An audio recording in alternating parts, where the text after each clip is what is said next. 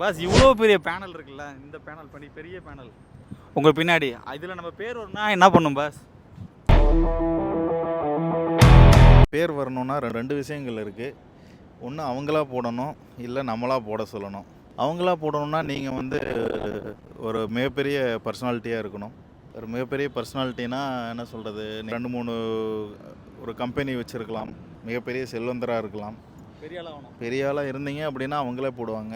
இல்லை சேனல் பேர்லாம் வருமா பாஸ்? உங்கள் சேனல் பேர் போட்டுக்கலாம், கார்த்திக் பிலீவ்ஸ்ன்னு சொல்லிட்டு கொஞ்சம் காசு கொடுத்தோம்னா அவங்களே போட்டுருவாங்க. அட்வர்டைஸ்மெண்ட் பண்ணிடலாமா? அட்வர்டைஸ்மெண்ட் எல்லா விதமான அட்வர்டைஸ்மெண்ட்டும் பண்ணிடுவாங்க. பட் அமௌண்ட் மட்டும் பே பண்ணிடுங்க. இது தெய்ரா சிட்டி சென்டர். சிட்டி சென்டர்னா சிட்டி சென்டராக இருக்குமான்னு கேட்கக்கூடாது.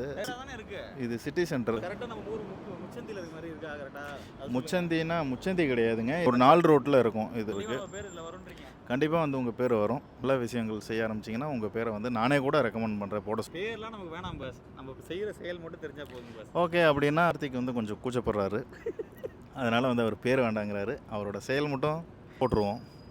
இது ஜஸ்ட் ஒரு ஃபன்னுக்கு தாங்க.